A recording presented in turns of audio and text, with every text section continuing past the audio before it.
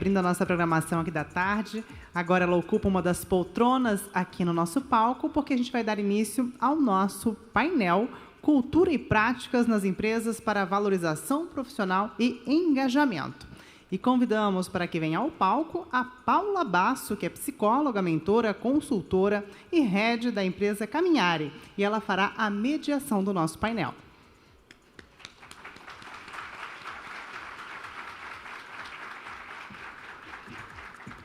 Também participa deste painel a Érica Visotto Bach, que é diretora de Recursos Humanos do Grupo Passarela.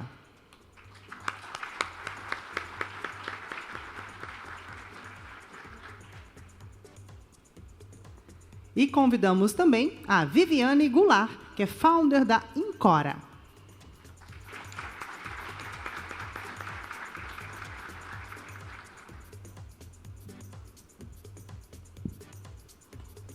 Nossas painelistas já estão aqui no palco. Eu vou passar a palavra, então, a Paula para que faça a condução do painel. Bom, antes de começar a explorar a experiência dessas profissionais que aqui estão conosco, né? Agradecer a Camille pela bela entrada e a importância da gente olhar um pouco para esses dois indicadores que a Camille trouxe. Acho que a gente pode começar por aqui, né? Explorando a vivência da Camille, da Vivi, a vivência da Érica. Ela falou de felicidade, ela falou de produtividade, ela trouxe alguns dados bem relevantes, né? A importância da felicidade para que haja mais produtividade, para que haja mais vendas.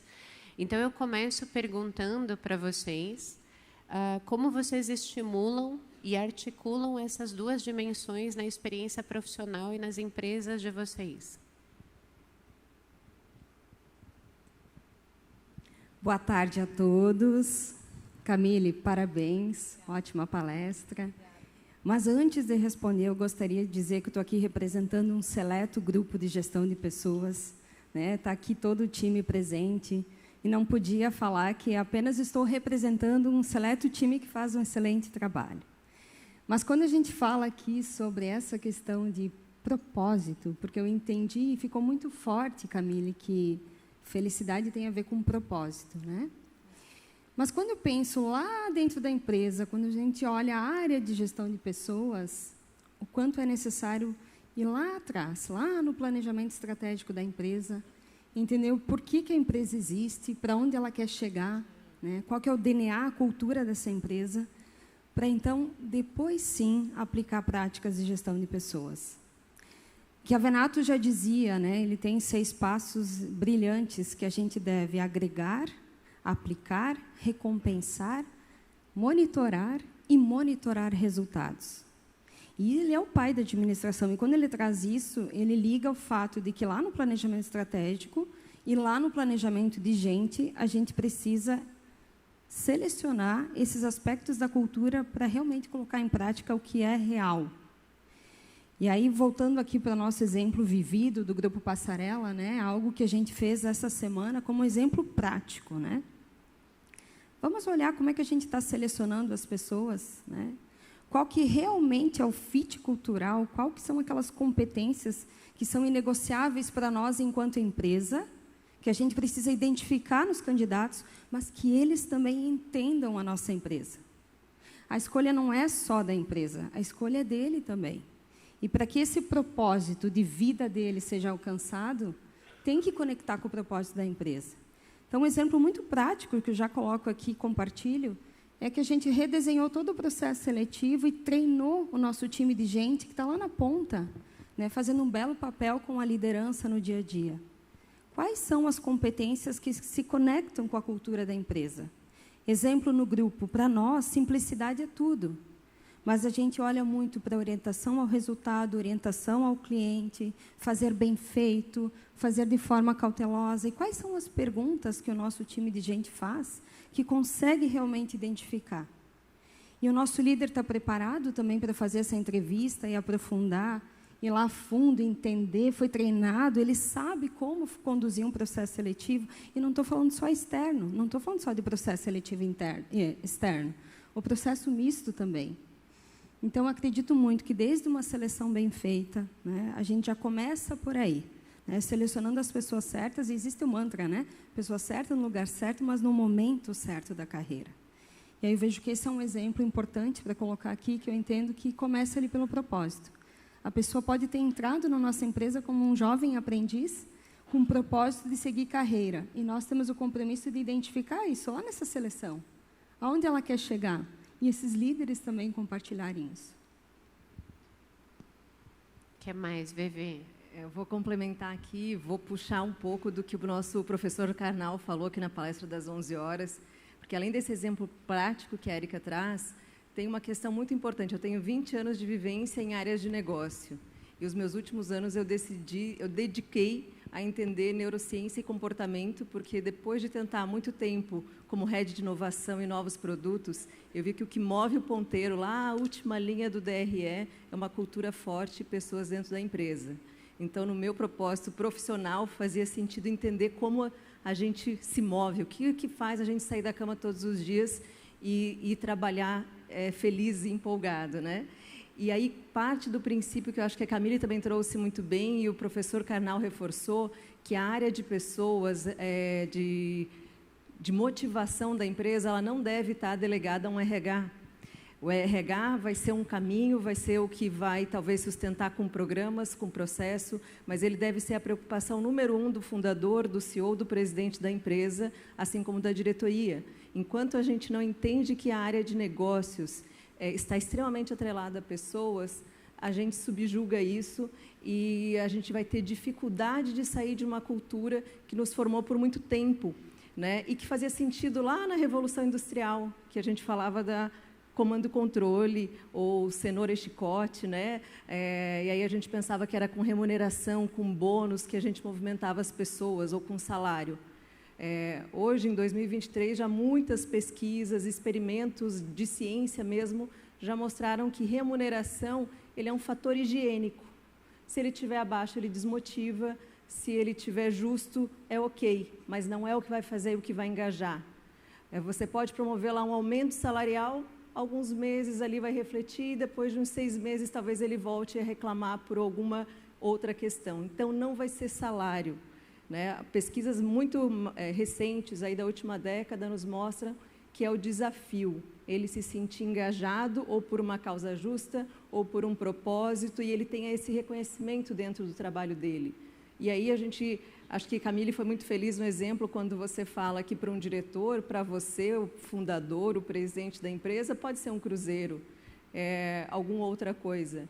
E qual é o desafio daquela pessoa? É deixar de ser, talvez, sair do pacote para o açougue? Né? O que vai ser? É terminar uma faculdade para que ele assuma um cargo administrativo? Então, individualizar esse olhar também é importante, né? E entender que isso é parte do negócio. Eu acho que esse é o ponto número 1 dessa virada de chave que a gente precisa fazer, de um novo olhar para a estratégia e negócio focado em pessoas. Eu queria contribuir que quando a gente é chamado para, como consultor, olhar a área de pessoas, uma das primeiras coisas que a gente faz é sentar com o dono da empresa e dizer o que é que você quer das pessoas. Porque está tudo bem se você disser que não é a hora de transformar essa cultura numa cultura que olha muito para a felicidade. Mas o que é possível dentro da sua cultura, do seu olhar, a gente fazer nesse momento da empresa para que a gente comece a mexer nesses indicadores de rotatividade e tudo isso. E a gente olha para a cultura, medindo a cultura, e tem métricas para isso, de o que essa cultura está pronta para suportar, né? De repente, não é sobre transformar a cultura de um dia para o outro, né? Mas eu preciso, como um RH, assim que o dono diz, ok, nós queremos transformar a cultura, eu preciso chamar o marketing comigo e dizer, marketing, você está junto comigo? Nós vamos ter que fazer estratégia para dentro e para fora. Vai dar um presente do Dia das Mulheres para as mulheres clientes, o que a gente vai fazer para dentro? Né, para as nossas mulheres. Eu também preciso da área de compras, né, do comercial, porque eu vou precisar de ajuda para treinar, e às vezes o fornecedor tem essa ajuda. Eu vou precisar de ajuda para comprar um brinde, e às vezes o fornecedor me ajuda com o brinde, não é? Eu vou precisar da área de operações, porque se operações não disser eu estou junto com você, eles não vão deixar a gente movimentar, promover, Porque vocês sabem, muitas vezes os gerentes falam, não, ele é ótimo, mas deixa ele aqui comigo, não tira daqui não. Então, para mexer numa estrutura de gente e gestão, eu preciso da equipe inteira comigo, senão não vira. E eu acho que isso é bem importante a gente ter em mente, né? De sair daqui dizendo, eu vou transformar, mas como eu vou transformar? Qual que é o meu planejamento para transformar? Como é que isso vai acontecer na prática? E são pequenas mudanças que a gente vai fazendo, né? Por exemplo, num cliente a gente conseguiu começar a olhar os atestados e ver que tinha muitos atestados falsificados. E a gente foi até a médica, conversar com a médica, e a gente conseguiu fazer uma justa causa pedagógica, que a gente chama, né? E nunca mais teve nenhum atestado rasurado. Isso mexeu muito no índice de absenteísmo, consequentemente de engajamento e tudo isso. Então, às vezes, são pequenas coisinhas que a gente faz de controle que dão um resultado fantástico. Veja que, quando a Érica fala, ela traz os elementos da estratégia, o alinhamento do propósito da organização com o propósito das pessoas. A Vivi já traz um olhar para a cultura, né? A Camille já traz a importância assim, de uma visão sistêmica e de uma articulação de diferentes elementos da organização, porque a departamentalização, né, cada um por si, é um elemento que, sem dúvida, vai enfraquecer a felicidade e, portanto, a fragilizar a produtividade, né? Então, veja que cada uma no seu prisma, cada uma com a sua experiência, cada uma com a sua jornada, traz elementos que se relacionam, que se articulam, né?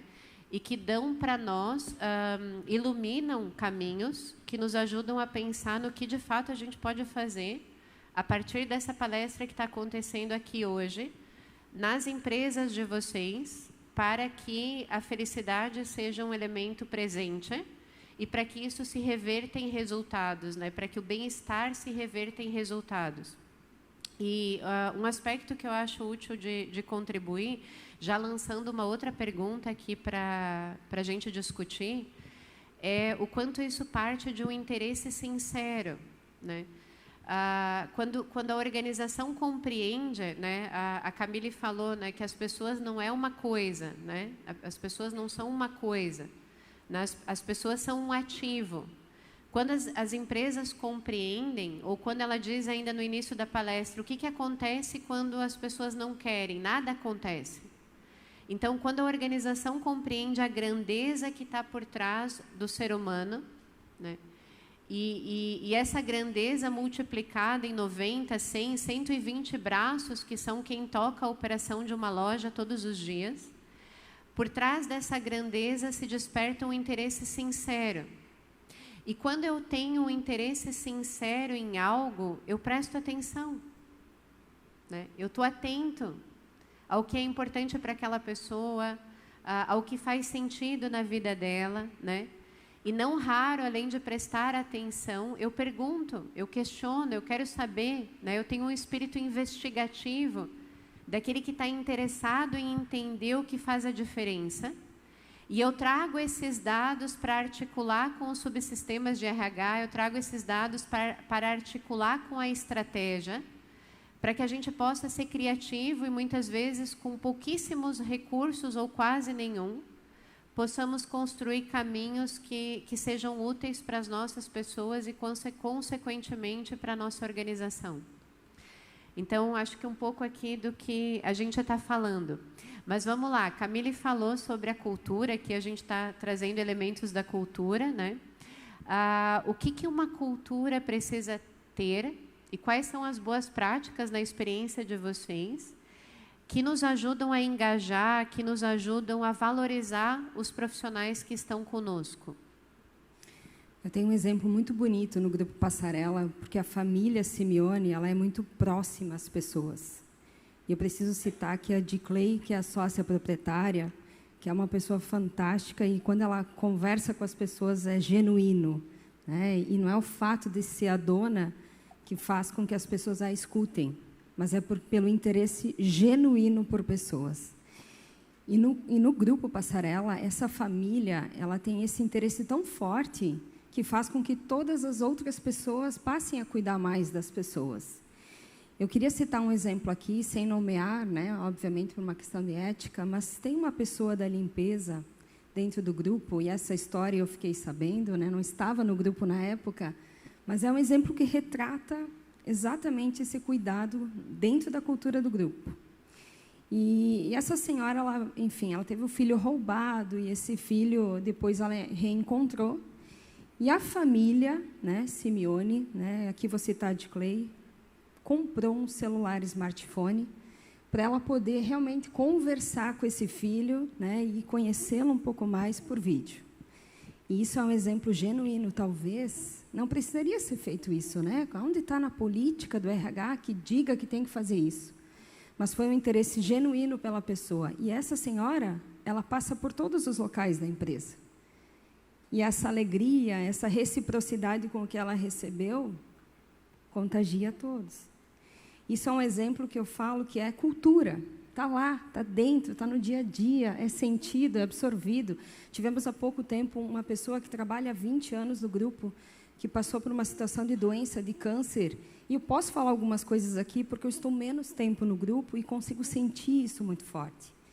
E essa pessoa ela foi acolhida de tal forma por toda a empresa, que isso retrata cuidado genuíno com pessoas, né? E o fato de demonstrar para todas essas pessoas esse cuidado faz com que cada líder passe a olhar diferente. E quando a Camille trouxe a liderança, né, o time do Passarela está aqui, alguns devem estar me escutando, eu sempre falo, cuidar de pessoas não é coisa de RH. Se cada líder direcionar um RH para cuidar, então uma empresa de 20 mil colaboradores precisa ter 20 mil RHs. Não faz sentido.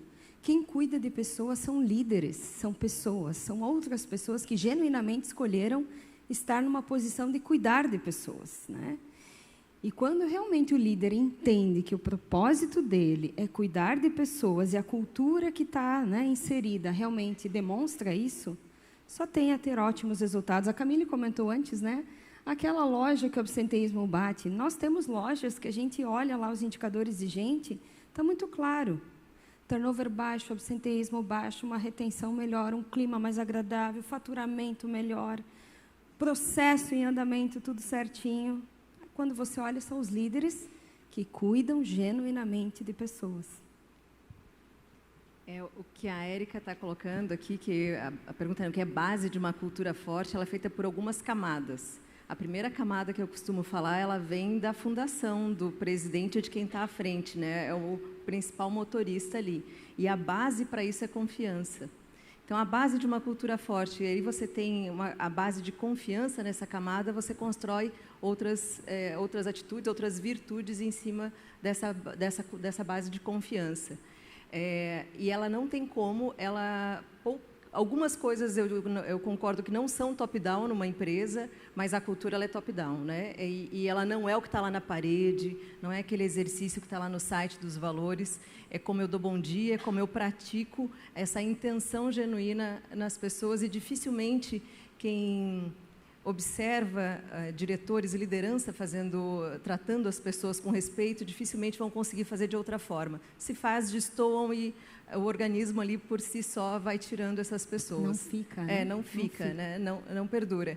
E o papel da liderança em si, falando em cultura, engajamento de funcionários, ele é importante porque ele é a manifestação, ele é o ambiente, ele é a manifestação da cultura de uma empresa. Porque senão fica muito no ar, né? O que é a cultura de uma empresa? A cultura de uma empresa é como a liderança, a manifestação da cultura é como a liderança fala com os seus funcionários.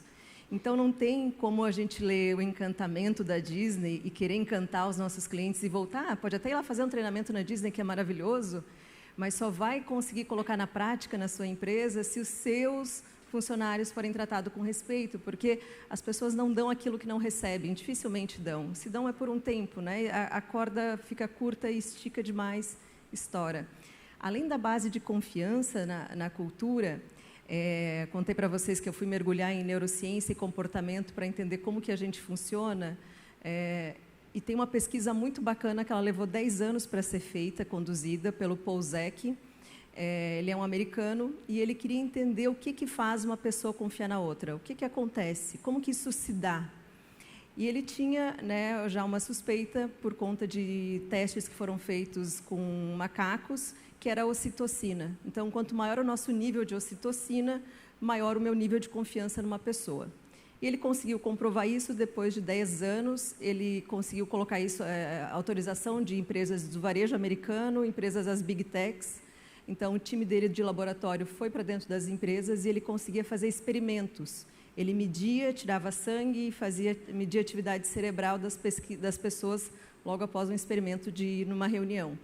E ele conseguiu comprovar que quanto maior o nível de ocitocina, maior a relação de confiança, que às vezes a gente nem consegue explicar, mas eu me conectei e estou confiando naquela pessoa.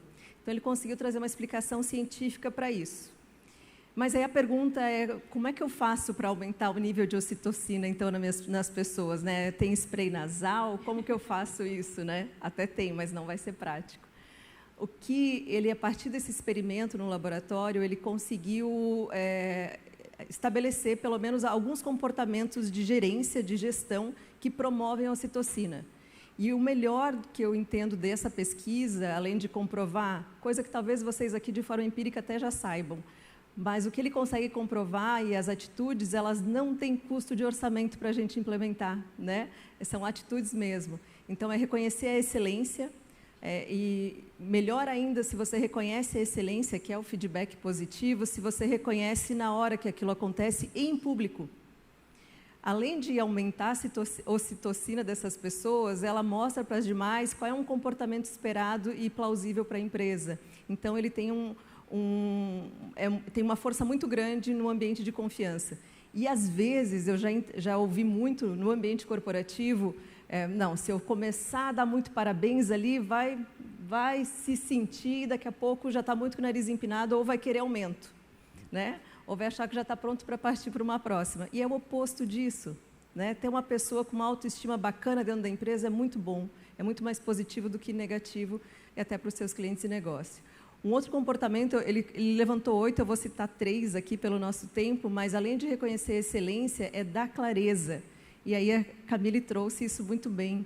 Ele precisa saber o que ele tem para ser feito, ele precisa saber o que é esperado dele, então, que acordo é esse de expectativas, mas ele também precisa ter a visão do negócio. Ele precisa ter um contexto para onde está indo a empresa.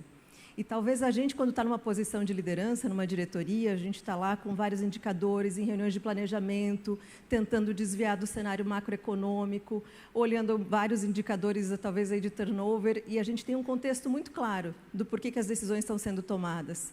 Mas a gente precisa transmitir esse contexto para os demais que não participam dessas reuniões gerenciais. A gente precisa deixar todo mundo imbuído dessa clareza. E um terceiro que ele traz é mostrar vulnerabilidade.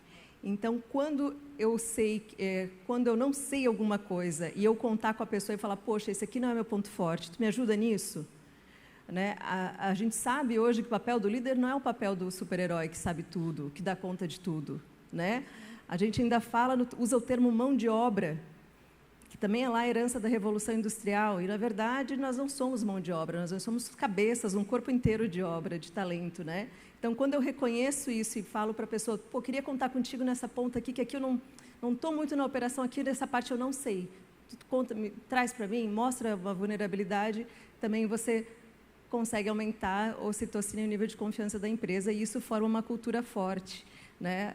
Promove engajamento e aí a felicidade no ambiente de trabalho. Eu queria contribuir com a vulnerabilidade, porque às vezes a gente começa um projeto de pessoas e o dono, o CEO, enfim, né, o alto executivo diz, mas eu não sou esse cara de abraçar as pessoas, eu não sei fazer isso, eu não sou o cara da simpatia. E aí a gente fala, tudo bem, então quem na sua equipe é que vai ser esse porta-voz disso, né? Aos poucos ele vai acostumando com essa mudança de cultura e passa a dar bom dia, enfim, essas coisas. Mas a gente, acho que é bem legal a gente falar que a área de gente é feita por gente, né? Não precisa ser alguém do RH top, porque às vezes tem gente escutando aqui, tá, mas eu não tenho uma área de RH, eu não tenho como ter. Tudo bem, você pode ter processos de RH com uma pessoa que tem habilidade para cuidar de gente, né? E isso vai acontecer naturalmente, né? Porque são os líderes que cuidam das pessoas. né? Então, eu acho que é super isso, assim, né? A gente pode pedir ajuda. Paula, se me permite, eu queria fazer um complemento. A Vivi trouxe um aspecto que eu acho que é extremamente fundamental, e eu me recordei quando eu entrei no grupo, e eu acho que vale uma prática para todos os times, né, todas as empresas. Quando a gente quer identificar como é que a cultura realmente ela é, né, ela é absorvida, ela está aí no dia a dia, o jeito de ser, promove uma escuta ativa, faz um diagnóstico organizacional, senta com cada pessoa, faz aleatório, não consegue conversar com todas as pessoas, faz um sorteio, não tem problema. Explica para o time, olha só, vou sentar aqui, vou fazer um diagnóstico organizacional, ele não tem como objetivo julgar, avaliar, dar um retorno a você, mas sim prover uma escuta ativa. E quando fala escuta ativa, é realmente abrir o espaço para ele falar. Neste momento, é um ambiente que ele vai te trazer como é que ele enxerga a empresa, como é que ele enxerga o seu líder, como é que ele enxerga as práticas que são feitas dentro da organização. E aí sim a gente consegue entender se lá o que está no planejamento, que está lá no nosso propósito enquanto empresa, está acontecendo lá na base. Eu sei que é difícil, nem sempre chega, mas às vezes escutar as pessoas também dá aqueles estalos para fazer algo mais simples, que daqui a pouco lá no RH, ou então lá na gestão da empresa está se pensando em algo mirabuloso, e daqui a pouco é o refeitório, é o banheiro, é algo mais simples que vai retratar qual que é o DNA da empresa. Vou complementar ali, Paula, antes de você, bem rapidinho, mas tem um teste muito bacana nisso que a Érica falou, que eu chamo teste do pronome. E para a gente sentir, você anda pela empresa e entende se o pessoal usa mais quando vai falar da empresa, nós ou eles. Nós vamos abrir uma loja nova, nós vamos fazer tal coisa ou eles. Se é eles, você tem um problema. Você está com o seu time bem desengajado. E quando todo mundo usa o nós estamos tendo um problema, ou nós vamos fazer tal coisa aí está no caminho mais correto. Mas veja que beleza, né? Tudo que está sendo falado aqui e que está atrelado a conceitos tão relevantes como produtividade, felicidade, engajamento, se dá por meio de ações muito simples e muitas delas não atreladas a um orçamento, né? Então, acho que aqui tem um intuito nosso, né, e na feira, e em todo esse trabalho que vocês estão vendo aqui, grandioso acontecendo, de nos ajudar a desmistificar algumas coisas, né? De nos ajudar a entender que uma cultura organizacional é feita por nós, né? E que, por mais que sim, a alta liderança, em especial, tem um grande papel e uma grande responsabilidade na transformação dela e na tradução dela, tem iniciativas que estão também na nossa gestão, né? Que também podem ser estimuladas, iniciadas por nós, e que, não raro, isso gera um eco, como a própria frase que a Camila colocou aqui no autor do livro O Jeito Harvard de Ser Feliz, né, que possibilita com que algumas movimentações dentro da empresa vá acontecendo, vá ganhando corpo e vá transformando a realidade das pessoas e dos resultados do negócio, né? Porque o varejo é muito dinâmico, são profissionais com uma capacidade de luta e de resistência fenomenais, né? Não é qualquer um que permanece aqui dentro e que consegue construir a grandeza que a gente vê nessa feira, por exemplo. Isso exige muitas capacidades, né? Muitas capacidades. E quando a Vivi traz a importância do reconhecimento da excelência, né? A importância de nós podermos perceber essa grandeza. E eu tive a oportunidade de ler essa pesquisa dada pela Vivi, né? A Vivi me mostrou essa pesquisa. E o feedback positivo não é só do líder, né? É toda uma cultura de reconhecer um trabalho bem feito, de reconhecer uma pessoa que se comprometeu pessoalmente em fazer aquilo, que está dando sangue, que está fazendo das tripas coração para poder garantir com que o resultado aconteça, que está se sacrificando pelo negócio. E muitas vezes esse feedback, claro que quando ele vem da liderança, ele tem um outro peso pela autoridade, mas esse feedback é de um colega, é de uma pessoa que está me vendo, né, que está me percebendo, que eu não passo despercebido aqui. Quando a Érica traz os exemplos do Grupo Passarela, né, seja no celular de uma pessoa que ficou 20, 30 anos sem ver o filho, né? Seja de um profissional que teve uma doença séria, né? Ela está falando de toda uma ação personalizada, né? De todo um cuidado exclusivo na maneira como a pessoa se relaciona com aquele profissional. Então, eu acho que isso é bárbaro, né? A possibilidade da gente poder perceber a grandeza do que a gente está tocando aqui, mas, ao mesmo tempo, a simplicidade dos caminhos que nos levam nessa direção, né? A gente tem um tempo ainda e eu queria explorar a grandeza da experiência da Vivi, da Camille e da Érica, pedindo para que elas nos dê dicas práticas, né? A gente tem muita gente aqui de diferentes varejos, de diferentes realidades organizacionais, né? Algumas maiores, outras menores, algumas com mais tempo de mercado, outra com menos tempo. Imagino que profissionais de diferentes áreas, não só do recursos humanos, né? Imagino que tenhamos líderes aqui. Então, se a gente pudesse dedicar os nossos 10 minutos a trazer caminhos, dicas, sugestões, né, para que a felicidade cresça, para que a produtividade cresça, para que os times e os líderes fortaleçam uma cultura que favoreça o bem-estar e que favoreça o resultado. O que vocês nos trariam? Legal.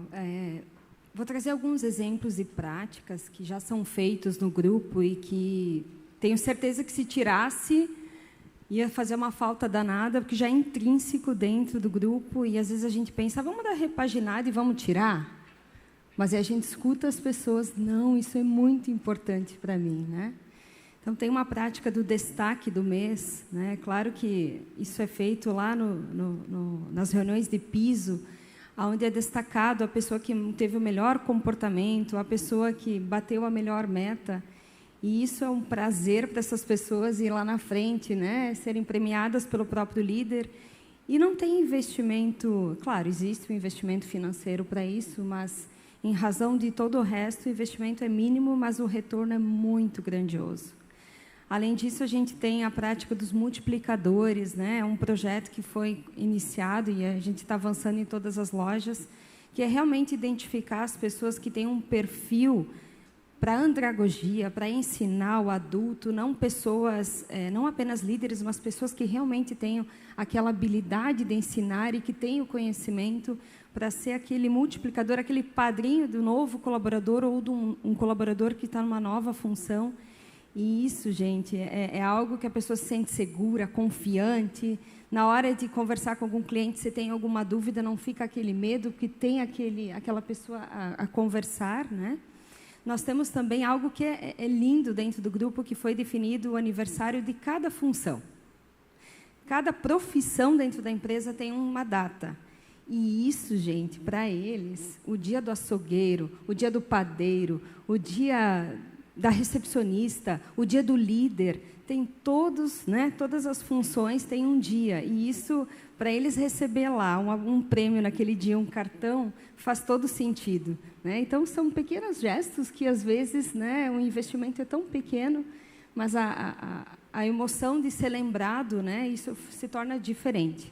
Tem o aniversário da pessoa, como eu sei que tem vários aqui, a gente conversou com algumas pessoas que praticam também.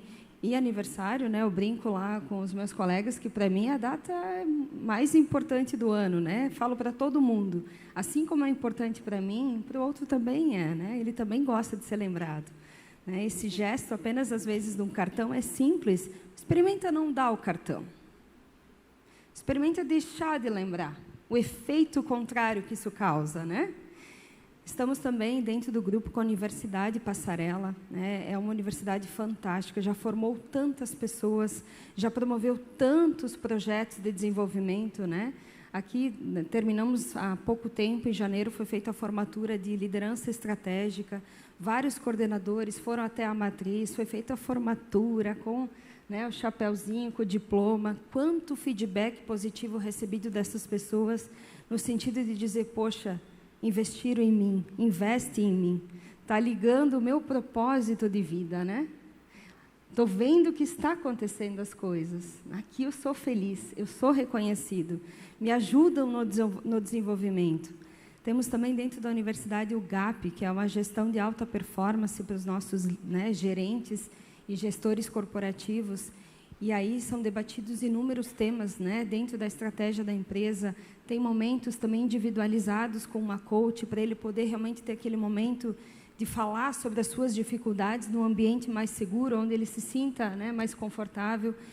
E esses projetos que eu trago aqui, muitos podem ter de formatos diferentes, mas trazem um resultado maravilhoso, principalmente quando você senta e faz aquela escuta que eu comentei.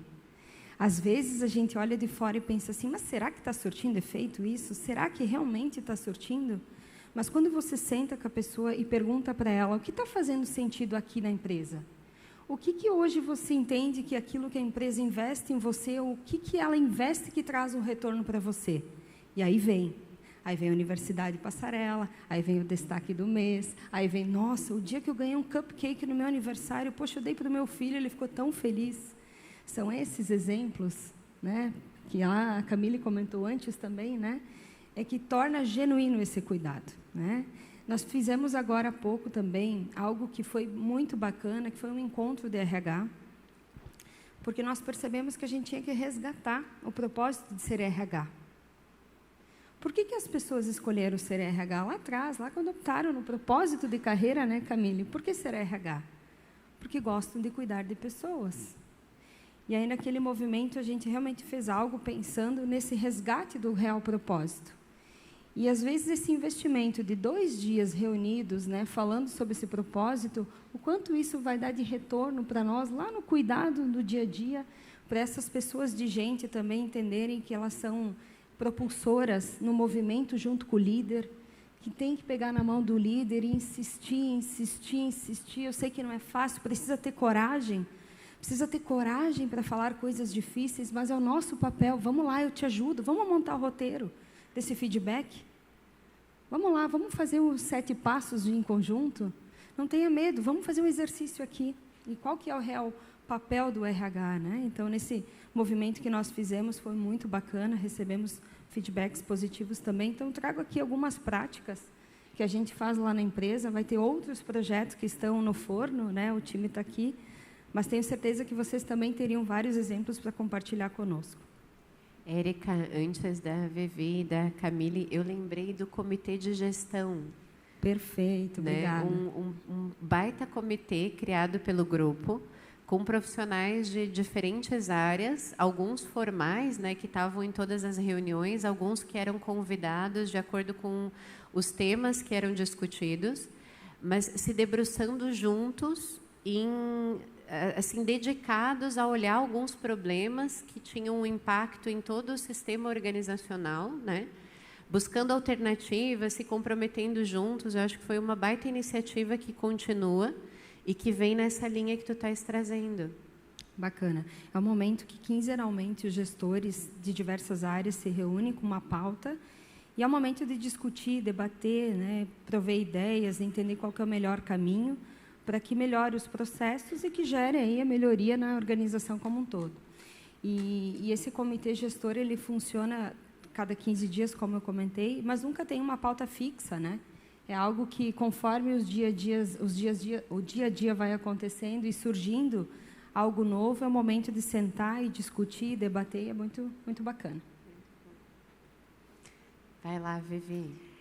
Bom, dica prática aqui, eu não começaria a pensar nesse tema investindo em liderança. Então, a liderança é a manifestação da cultura, é por ali que eu quero começar a diminuir meu índice de rotatividade, ou de presenteísmo, ou de absenteísmo. Eu quero tratar a minha visão de pessoas como um diferencial competitivo, e aqui ele é verdadeiramente um diferencial competitivo. A Camille deu exemplo, eu sei que aqui está cheio de exemplos que a gente pode dar, que eu vou num lugar e eu sou bem atendido, eu volto. Às vezes nem é aquele produto que eu preciso, às vezes eu vou pagar mais caro, mas, poxa, lá eu sei que eu vou ser bem atendido. Então, ele é um diferencial competitivo, sim. O ponto, o lugar, o preço, isso é importante, mas a forma como eu sou tratado lá também é importante. Então, se eu quero ter essa visão para o meu negócio, eu começo pela liderança. Porque eu posso ter uma série de programas, de projetos dentro da empresa, mas se a minha liderança, a forma como ela comunica isso, como ela lida com os funcionários, como ela promove, como ela corrige um comportamento, se não eu estiver alinhado com a empresa, com a forma esperada dela, ali você perde, talvez ali começa uma rotatividade maior ainda. Então, eu começaria pelo investimento de alinhamento de liderança. E aí, para a gente falar de liderança, eu começaria por um ponto também super importante, que é a comunicação. A forma como a gente gere as pessoas, ela sempre vai passar por comunicação. Então, uma comunicação engajadora, uma comunicação assertiva, que é diferente de uma comunicação grosseira. Assertivo é você ser claro, ser conciso, ser direto, mas você também pode ser engajador sendo assertivo, deve ser engajador.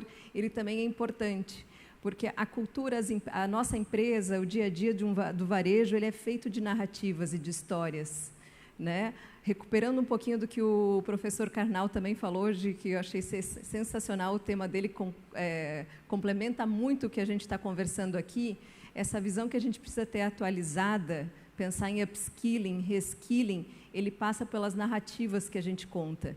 Então, quais são as histórias que estão sendo perpetuadas no corredor da empresa, no piso ou no ambiente de gestão da empresa, e que histórias são essas que não fazem mais sentido ser contadas, né? O professor Leandro comentou sobre no meu tempo, mas no meu tempo eu tinha um passo a passo aqui para o meu funcionário, eu dizia o que precisava ser feito e ele tinha que fazer.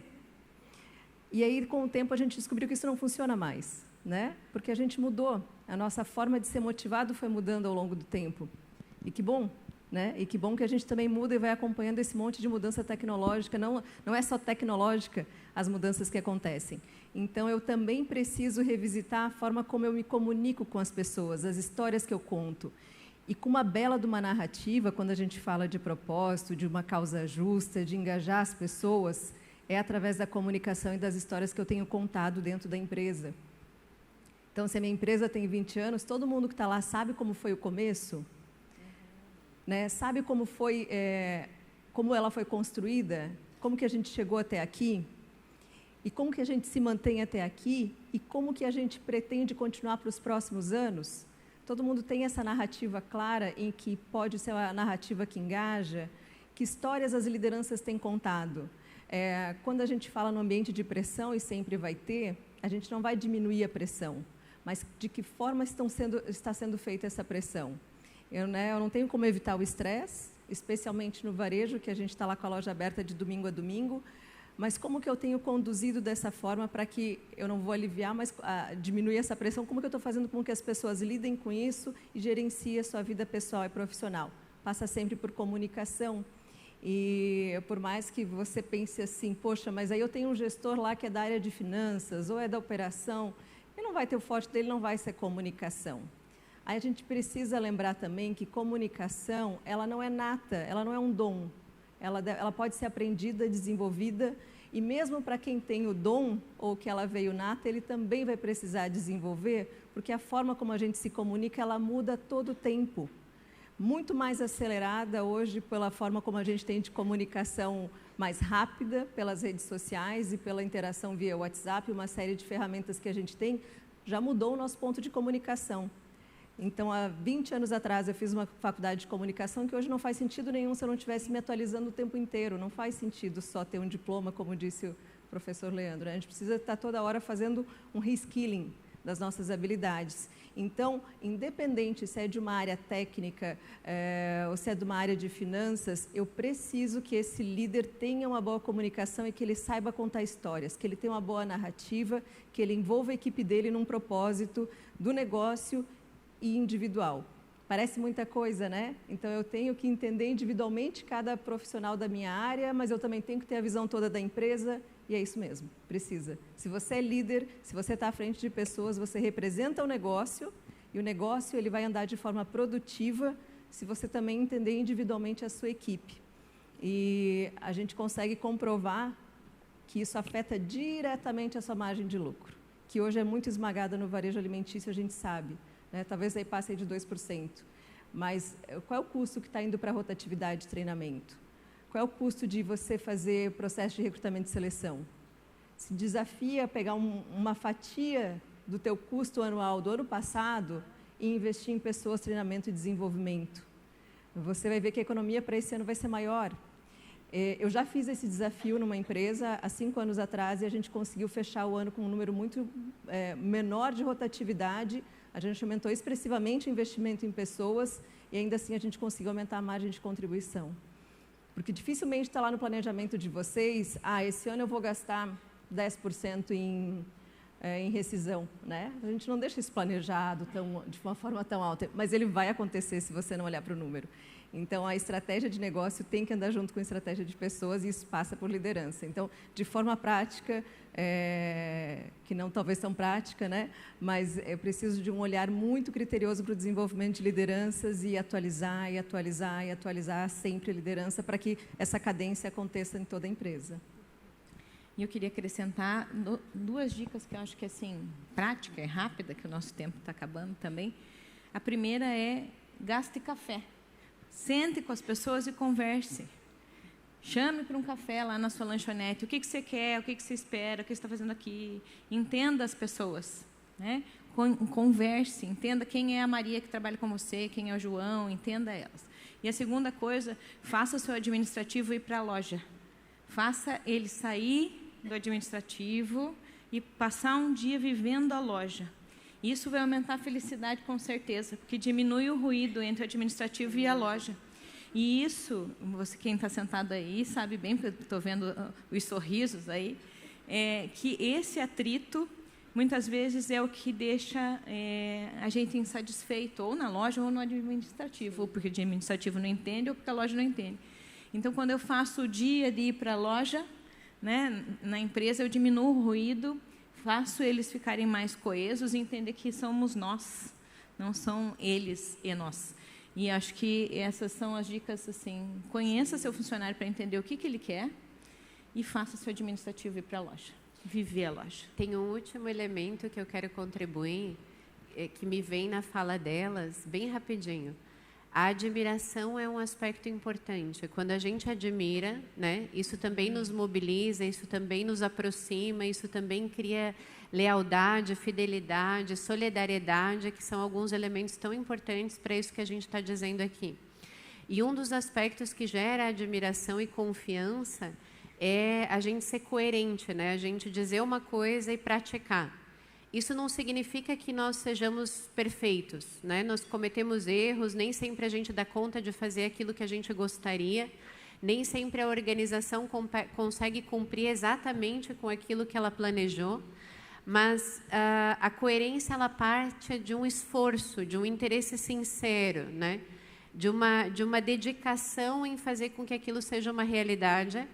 E tão logo a gente não conseguir, a gente levanta e começa tudo de novo. Então, acho que é um outro aspecto que pode contribuir. Érica, muito obrigada. Camille, muito obrigada. Vivi, muito obrigada. Espero que tenha sido útil para vocês e que vocês possam sair daqui com algumas boas ideias para aplicar nos negócios de vocês.